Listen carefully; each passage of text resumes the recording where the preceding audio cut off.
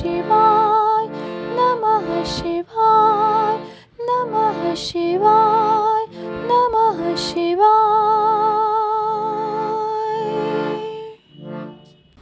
शिव जी के महाकाल आदि 10 अवतारों का तथा 11 रुद्र अवतारों का वर्णन। तदनंतर यक्षेश्वरावतार की बात कहकर नंदीश्वर ने कहा, मुने, अब शंकर जी के उपासना कांड द्वारा सेवित महाकाल आदि 10 अवतारों का वर्णन भक्ति पूर्वक श्रवण करो। उनमें पहला अवतार महाकाल नाम से प्रसिद्ध है, जो सत्पुरुषों को भोग और मोक्ष प्रदान करने वाला है। उस अवतार की शक्ति भक्तों की मनोवांछा पूर्ण करने वाली महाकाली है। दूसरा तार नामक अवतार हुआ, जिसकी शक्ति तारा देवी हुई। वे दोनों भुक्ति मुक्ति के प्रदाता तथा अपने सेवकों के लिए सुखदायक हैं। बाल भुवनेश नाम से तीसरा अवतार हुआ। उसमें बाला भुवनेशी शिवा शक्ति हुई, जो सज्जनों को सुख देने वाली हैं। चौथा भक्तों के लिए सुखद तथा भोग मोक्ष प्रदायक षोडश श्री विद्येश नामक अवतार हुआ और षोडशी श्री विद्या शिवा उसकी शक्ति हुई। पांचवा अवतार भैरव नाम से प्रसिद्ध हुआ, जो सर्वदा भक्तों की कामनाओं को पूर्ण करने वाला है। इस अवतार की शक्ति का नाम है भैरवी गिरिजा, जो अपने उपासकों की अभीष्ट दायिनी है। छठा शिवावतार छिन्न मस्तक नाम से जाना जाता है और भक्त कामप्रदा गिरिजा का नाम छिन्न मस्ता है। संपूर्ण मनोरथों के दाता शंभू का 7वां अवतार धूमवान नाम से विख्यात हुआ। उस अवतार में श्रेष्ठ उपासकों की लालसा पूर्ण करने वाली शिवा धूमावती हुई। शिव जी का 8वां सुखदायक अवतार बगलामुख है। उसकी शक्ति महान आनंददायिनी बगलामुखी नाम से विख्यात हुई। 9वां शिवावतार मातंग नाम से कहा जाता है। उस समय संपूर्ण अभिलाषाओं को पूर्ण करने वाली शर्वाणी मातंगी हुई। शंभु के भुक्ति मुक्ति रूप फल प्रदान करने वाले 10वें अवतार का नाम कमल है, जिसमें अपने भक्तों का सर्वथा पालन करने वाली गिरिजा कमला कहलाई। ये ही शिव जी के 10 अवतार हैं। ये सब के सब भक्तों तथा सत्पुरुषों के लिए सुखदायक तथा भोग मोक्ष के प्रदाता हैं। जो लोग महात्मा शंकर के इन 10 अवतारों की निर्विकार भाव से सेवा करते हैं, उन्हें ये नित्य नाना प्रकार के सुख देते रहते हैं। मुने, इस प्रकार मैंने 10 अवतारों का महात्म्य वर्णन कर दिया। तंत्र शास्त्र में तो यह सर्व कामप्रद बतलाया गया है। मुने, इन शक्तियों की भी अद्भुत महिमा है। तंत्र आदि शास्त्रों में इस महिमा का सर्व कामप्रद रूप से वर्णन किया गया है।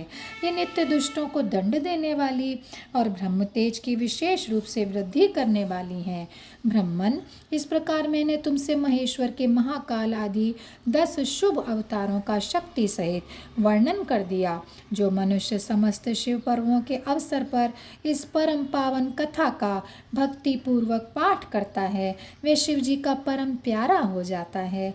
इस आख्यान का पाठ करने से ब्राह्मण के ब्रह्म तेज की वृद्धि होती है, क्षत्रिय विजय लाभ करता है, वैश्य धनपति हो जाता है और शूद्र को सुख की प्राप्ति होती है। स्वधर्म परायण शिव भक्तों को यह चरित सुनने से सुख प्राप्त होता है और उनकी शिव भक्ति विशेष रूप से बढ़ जाती है। मुने, अब मैं शंकर जी के 11 श्रेष्ठ अवतारों का वर्णन करता हूँ। सुनो। उन्हें श्रवण करने से असत्यादि जनित बाधा पीड़ा नहीं पहुँचा सकती। पूर्व काल की बात है, एक बार इंद्र आदि समस्त देवता दैत्यों से पराजित हो गए। तब वे भयभीत तो अपनी पूरी अमरावती को छोड़कर भाग खड़े हुए।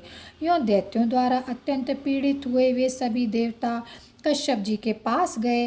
वहां उन्होंने परम व्याकुलता पूर्वक हाथ जोड़कर एवं मस्तक झुकाकर उनके चरणों में अभिवादन किया और उनका भली भांति स्तवन करके आदर पूर्वक अपने आने का कारण प्रकट किया तथा दैत्यों द्वारा पराजित होने से उत्पन्न हुए अपने सारे दुखों को कह सुनाया।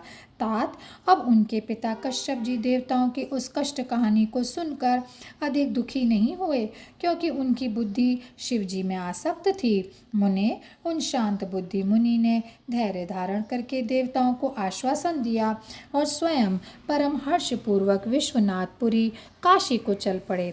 वहां पहुंचकर उन्होंने गंगा जी के जल में स्नान करके अपना नित्य नियम पूरा किया और फिर आदरपूर्वक उमा सहित सर्वेश्वर भगवान विश्वनाथ की भली भांति अर्चना की।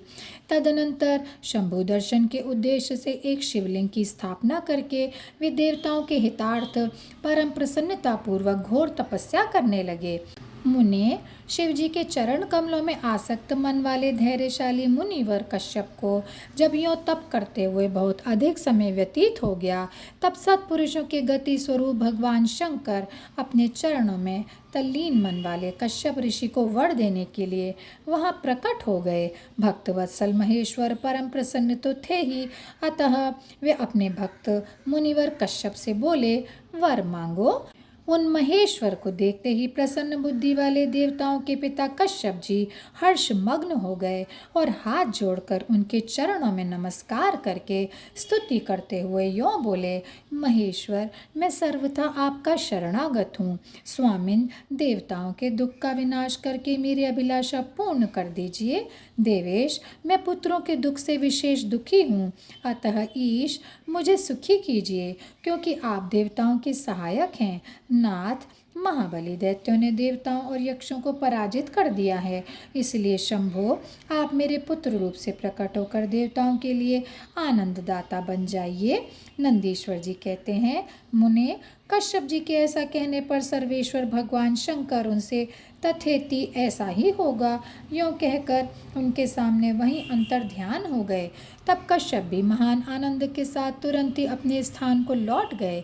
वहाँ उन्होंने वे सारा वृत्तांत आदरपूर्वक देवताओं से कह सुनाया। तदनंतर भगवान शंकर अपना वचन सत्य करने के लिए कश्यप द्वारा सुरभि के पेट से 11 रूप धारण करके प्रकट हुए। उस समय महान उत्सव मनाया गया, सारा जगत शिवमय हो गया। कश्यप मुनि के साथ साथ सभी देवता हर्ष विभोर हो गए। उनके नाम रखे गए कपाली, पिंगल, भीम, विरूपाक्ष, विलोहित, शास्ता, अजपाद, अहिर्बुध्य, शंभु, चंड तथा भव। ये 11 रुद्र सुरभि के पुत्र कहलाते हैं। ये सुख के आवास स्थान हैं तथा देवताओं की कार्य सिद्धि के लिए शिव रूप से उत्पन्न हुए। ये कश्यप नंदन वीरवर रुद्र महान बल पराक्रम संपन्न थे।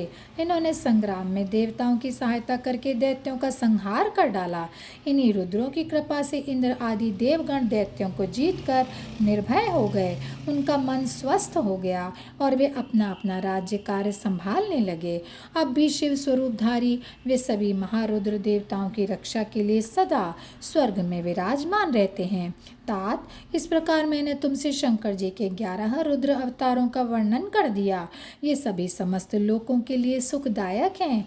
यह निर्मल आख्यान संपूर्ण पापों का विनाशक, धन, यश और आयु का प्रदाता तथा संपूर्ण मनोरथों को पूर्ण करने वाला है। और यहीं पर यह अध्याय समाप्त होता है। ओम नमः शिवाय, ओम नमः शिवाय, ओम नमः शिवाय। ओम नमः शिवाय, ओम नमः शिवाय, ओम नमः शिवाय, ओम नमः शिवाय, ओम नमः शिवाय, ओम नमः शिवाय, नमः शिवाय, नमः शिवाय, नमः शिवाय।